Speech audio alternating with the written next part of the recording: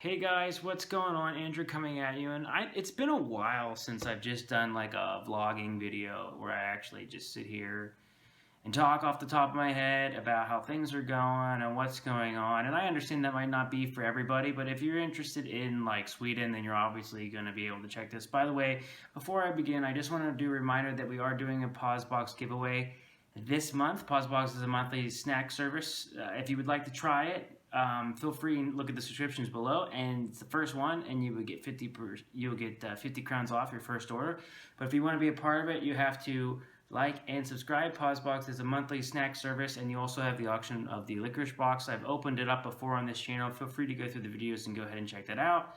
And if you want to go ahead and try to order it, you're supporting a small local business in Sweden of an American who also lives here. So I think that's great and fantastic. Anyways, just wanted to make sure we got that in the way. And just how are things going so far? Well, Easter is right around the corner, and I'm looking forward to having like an Easter break. That'll be very, very nice. So it's a 4-day week this week for myself, and I only got 3 days left after today, so that's going to be quite cool. One thing though I want to touch in with is the biggest thing I noticed from this year to last year. Now, and I just turned 30, or I turned 30 in May last year, so I'll be 31 this year. The biggest difference I've noticed, and maybe it's just like a mental change, but like time. Like I find myself, I'm so much more tired now. Like the energy I had at 29 as opposed to 30 is not there. And I still feel like I have a ton of energy to do things, but I'm also tired a lot more. What I mean is like to run my YouTube channel now, I have to sit down, even if I'm just gonna do like a random YouTube video and I'm just gonna talk. I mean, to mess with the sound, to film it, and even I don't do a ton of editing my videos, but editing and doing all these things, it takes roughly about an hour and a half of work.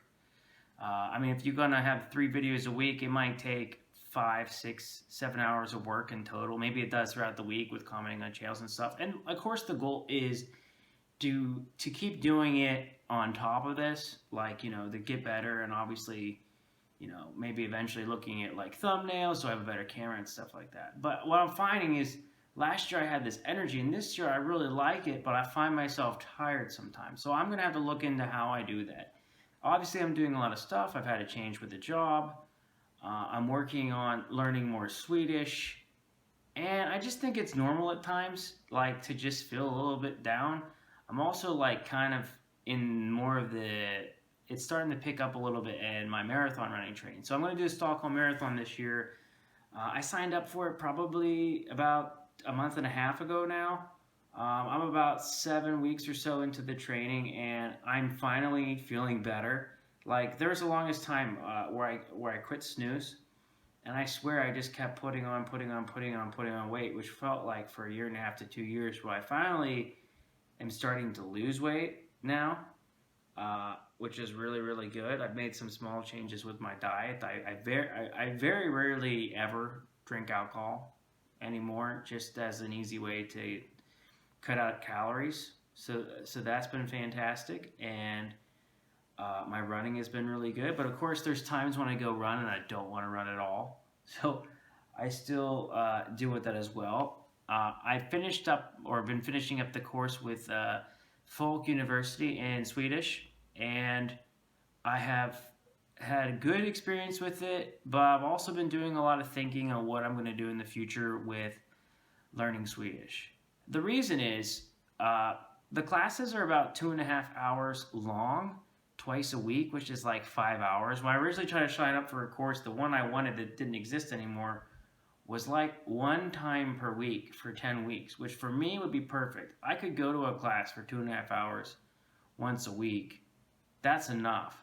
But 5 hours really cuts into it. And let me be very clear that learning Swedish is very, very important to me. So I'm not like, it's not that I don't want to learn it. What I like about the course is it has a textbook, and it's a lot of grammar.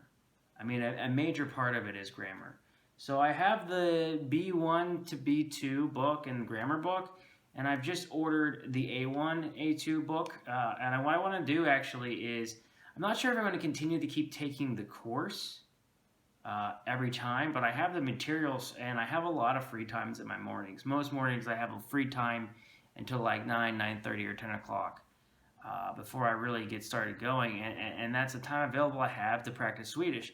I don't maybe have that 2.5 hours at night though every single time. So I want to continue to train with Swedish every day and go through the book. And I want to do that for about a year, year and a half. And then I want to take a language aptitude test or whatever to see what I need. That'll help me, for me particularly with my major, getting all the qualifications and everything over with Swedish is having the Swedish. Just makes sense to keep practicing it every day. Plus, my girlfriend, for example, can look over the material for me and help me out as well. And I just think that's the better way I learn. However, if I had come to Sweden all over again and could have done it over again, I would say don't take SFE, although I think it's fine. But the definite benefit, at least of the folk universities, there's like 4 or 5 people in there, 5 up to like 10. It's really hard to hide. Like if you want to hide and you don't understand it, that's hard to do. So I think it's a good class overall. I like it. But usually when we go to the class, we're working on everything in the book. And I feel like I understand enough of the Swedish to kind of work on the book myself. And that I'm in an environment where I can practice Swedish every day. I just have to do it. But what I do find is like when I don't speak Swedish for a couple of days, right now my girlfriend's in Singapore. At the current moment, she'll be getting back at some point. But when she's not around on the weekends, or then I start to speak a little bit less Swedish, and then it takes me a couple days to get going. So my goal is going to be 5 days a week of Swedish and trying to do something every day. Like I realize too, some days I might not want to practice Swedish. But honestly, taking 10, 15, 20 minutes to review some words, maybe just do a little bit of light reading goes such a long way. So we're going to see how it goes for me. I think it's going to take me about a year, year and a half to get through all the books. That's my goal. I want to get through all the books and all the grammar material and everything. And the reason why I'm thinking in particular maybe starting over fresh again is just to start doing hammering all the grammar stuff from the very beginning, while I'm still able to, what I've been doing as well is I try to watch like Nyheter for Let's Svenska at first, and then when my girlfriend's around, I usually watch Rapport with her. And I know it doesn't sound like much, but usually the news in Easy Swedish is like 4.5 minutes. So what my routine has been is this is my language learning routine, and then guys, give me what you think. But like, I go on Babbel, I review some vocabulary words. I usually try to learn like 10 new words, because that's all just repetition. I just need to see them and be exposed to them. And then I have the grammar book now that I can go through. I do the book. What I like about the book is I get a lot of reading and stuff. So I read, do the grammar stuff. Honestly, the grammar stuff isn't super important to me. It's not what I care about the most, but I think it's important to do.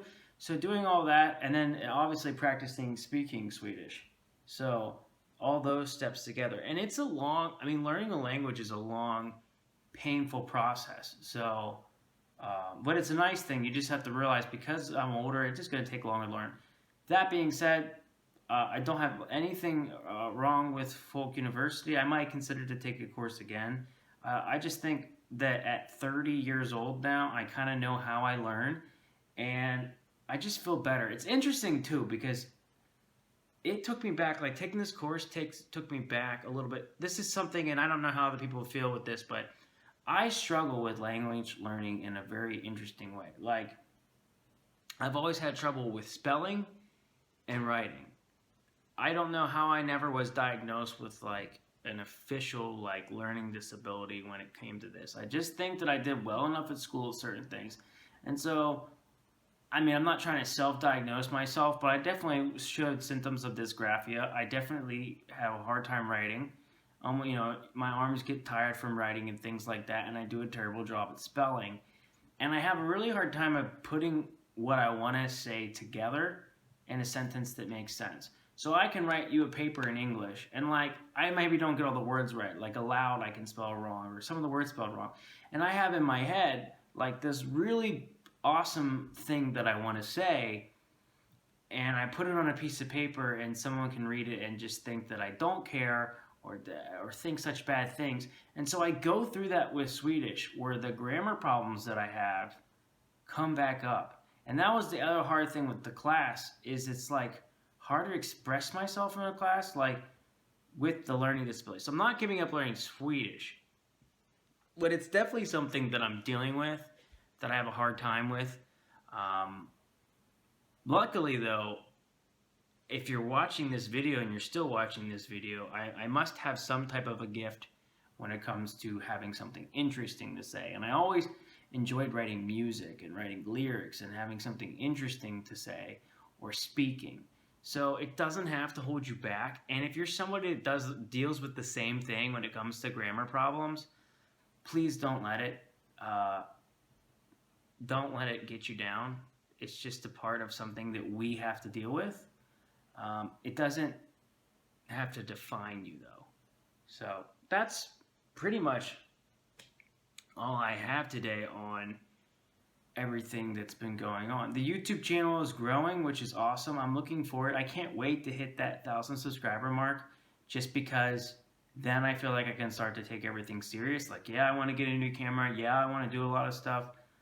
But I feel like once I hit that 1,000 subscribers, I can finally be like, yeah, I'm a YouTuber. I feel like until I hit that mark, like, maybe you really can't take me too serious yet. And I know 1,000 is not a ton, but that's like, then I can start looking forward to something. And I mean, that forward, obviously from 1,000, the forward is 1,001 subscribers, but it's nice to feel that way. Plus, because then I would be closer to the threshold to be able to monetize, and I don't care that much about it. But other than it would just be cool to be able to be like, yeah, I could do this. So, guys, thanks for listening to me talk and blab. If you made it all the way to the end of this one, type blue in the comments. Blue, as in my shirt, blue. BLUE, and then let me know you got all the way to the end of this one. Feel free to go and check my links below and add me on social media if you want to. And sometimes I try to add on there. I've been trying to do that a little bit more recently. You can follow my Instagram and my Facebook. Thanks, guys. Take care.